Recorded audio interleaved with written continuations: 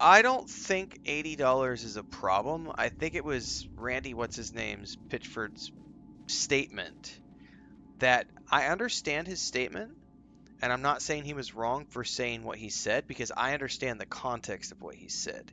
The problem was the way he said it, which was a very off the cuff way of saying things, came off as very elitist.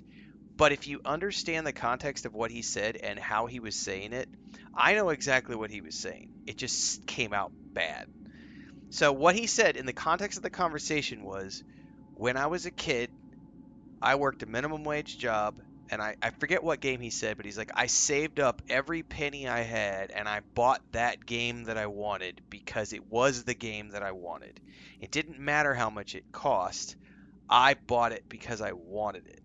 So the context of him saying it might be $80, and if you're a true fan, then you'll buy it. That is the context of the statement. However, I will say that like he has been very vague about like I don't know if it's going to be $80. It might be 60, it might be 70, it might be 80. That's the marketing team. I don't make those decisions. A lot of people look at him as like the CEO of the company, be like you're the one who makes those decisions, and it's like not necessarily. We don't know how the internal board of directors for that company is set up and how much power he has in relation to the marketing decisions of the company. So when I hear Randy, is his name Pitchford? I'm not intimately familiar with them as a studio. I just know um, the rigmarole that's been around the statement recently. So I didn't take that statement to be offensive at all. But I also am someone who has been a company owner for many, many years with the board of directors and having worked with multi-million dollar projects and lots of people whose fingers are in the pies. And very many times, the head of the company might be able to sign off on a lot of different creative decisions, but when it comes to pricing, the marketing lead, the director of marketing, generally speaking, is the person like the CEO is the chief executive officer.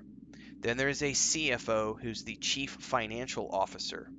The CEO doesn't necessarily have any direct control over what the CFO does because the CFO is in control of the finances of the company.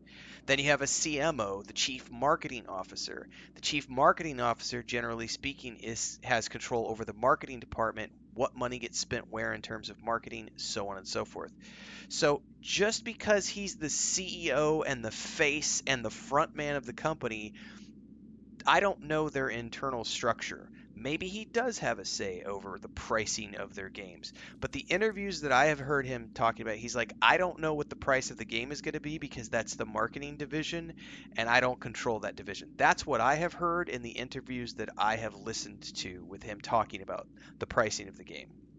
So I don't, I understand why people went, ew, like when he said, if you're a true fan, you'll buy the game no matter what it costs.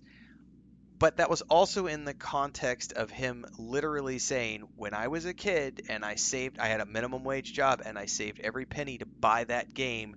And he mentioned a game and it was like, cost like $70 or something back in like the 90s or whenever it was. Like, and I've said this to people before, like, whenever somebody complains about pricing, I'm like, Street Fighter 2, which is the one that everyone likes to quote, was like $70 in 1992 or 1993 or whatever. Like, if you put that in today's dollars, it's $150 in today's standards. So paying $80 for a game is still cheaper, relatively speaking, context of the conversation. Um, like it is still cheaper than games cost in 1992, 1993.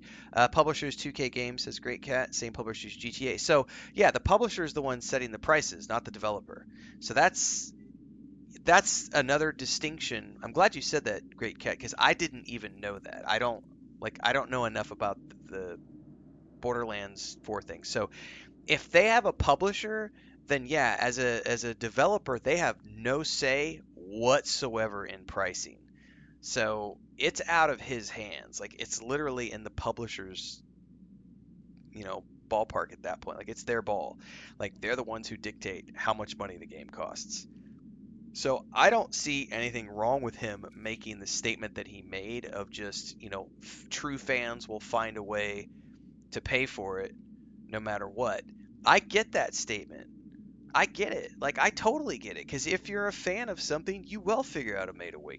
You will figure out a way to make it work.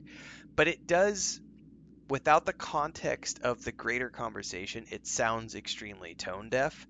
And the problem is you have content creators like Hexcellence just mentioned who went out there and made all of these really nasty blanket videos that took the context out of the conversation and made it all about this, oh my god, the guy's an elite asshole who just wants to charge us a shitload of money so that he can make billions and just rob us of our hard-earned money.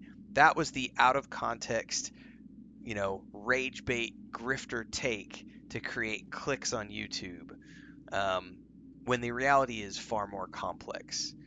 Um, JP says that's true. I've saved up for months to buy a bass guitar before. Same thing to me. Exactly. Like, as an example, I did not buy um, my gaming laptop that I bought last year cost me $3,200. That took me some time to save up for. Like, I didn't buy that like right away. That took me some time. I probably should have bought something a year, maybe 2 years earlier, but I was saving for it. My PS5, I didn't buy until last year. Why? Because I was saving for it. It's like these things, like if you really want something or you really need something, you save for it. Not everyone is in the position where they can just buy everything willy-nilly. Sometimes you make decisions based on what's my budget, and sometimes you prioritize those things. It's like I prioritized an Xbox before I bought the PlayStation because the Xbox was available and the PS5 was not. So I was like, well, I'm going to get a Series X, and there are times when like I'll be looking at two or three different games coming out for the month, and it's like, do I want that game or this game? If they're both happening on the same day, I'm going to prioritize which one I purchase because there are certain things I want to play more than other things. Like everybody's going to make that decision based on their own unique financial situation. So he's not wrong when he says that true fans will find a way because true fans will. But in the context of everything is expensive and no one has any money, yeah, that sounds like a really shitty thing to say. But if you go look at what he said and understand where he was coming from, when I was a kid and I delivered papers or I mowed lawns and I was making minimum wage, I saved up for that thing that I really wanted. Like, that was the context of the conversation, which has been completely lost in the argument about him being an asshole and just wanting to steal people's money, which is unfortunate. But that's the internet, and that's the day and age we live in where content creators can run bullshit YouTube videos with clickbait titles and make lots of money off them because that's the popular thing to do.